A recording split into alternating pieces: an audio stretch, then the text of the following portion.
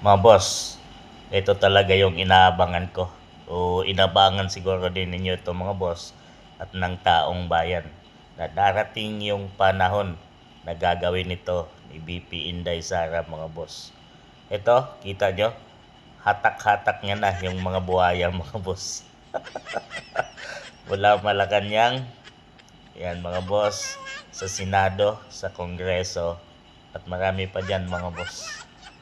Talagang ito ang nais na makita ng taong bayan na managot ang mga buhayang ito sa kanilang paglapastangan, pagwasak sa ekonomiya ng bansang Pilipinas, sa kagandahan ng bansang Pilipinas, sa pondo at kaban ng mamamayang Pilipino. Ito mga boss, dahil alam natin na sa panahon ngayon, mayroon pang 2 taon si PBBM ay walang mananagot sa lahat ng mga flood control corruptions at marami pa sa ahensya ng gobyerno mga boss na ginastos nila at pinaghati-hatian sa pamamagitan ng maleta mga boss, pagbigay sa mga taong para protektahan ang administration ay talagang ginamit nila ang pundo ng taong bayan. Kaya ito na ang epekto mga boss, ay patuloy na winasak at naghirap ang mamamayang Pilipino. Mula pag-upo ni PBBM mga boss ay biglang nagkahirap ang pamumuhay ng bansang Pilipinas. Para bang sinira ni PBBM ang bansang Pilipinas mga boss. At ito, hatak-hatak na ni BP Inday at siguradong matutuwa kayo mga boss. Kaya naman, ating pagkaingatan si BP Inday Sara kagaya ng sinabi nito mga boss ni Attorney Rowena Guanzon, pag-ingatan sana si BP Sara sa kanyang mga lakad, lalo na't anytime ay bigla na lang yan manunumpa.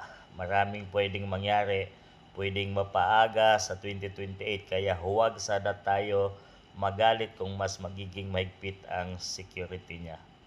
Mga boss, ginagawa na nila ngayon ang lahat para ma-impeach at di makatakbo si BP Inday Sara sa darating na 2028 election.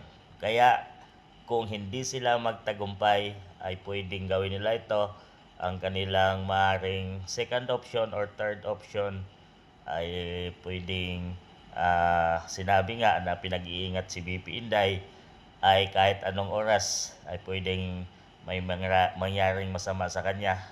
Kaya taong bayan, kung gusto nyo ng pagbabago sa darating na 2028 ay sabay-sabay nating protektahan at ipagdasal ang kaligtasan ng buhay ng ating susunod na Pangulo ng bansang Pilipinas na siyang magpupuksa sa laganap at dumaraming mga buhaya sa gobyerno ngayon mga boss na nanamantala at inubos ang kaban ng bayan mga boss.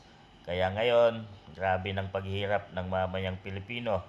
Nagtaasan ng presyo ng gasolina, bigas, at mga iba pang mga pagkain mga boss. Pero ang sweldo ng mamayang Pilipino ay hindi nagbago at talagang patuloy na naghirap ang mamayang Pilipino at laganap na at sila na lang yung nabubuhay mga boss. Tayo, sila utang ng utang na wala namang proyektong ginagawa at mamayang Pilipino ang magbabayad sa pamamagitan ng buwis natin mga boss. So kawawa ang bansang Pilipinas. Kaya mga boss, at pagdasal natin dahil darating ang araw na itong mga buhayang ito ay hahatakin at ikukulong at dudurugin, pupugutan ang sungay ang mga ito buntot na nagtatamasa sa pera ng bansang Pilipinas. Kayo mga boss, gusto rin bang darating ang panahong ito? Ang nais ko talagang malaman, paano ba tayo umabot sa ganito? Paano nga ba? Talagang hindi ako makatulog pag iniisip ko, paano tayo nagkaganto?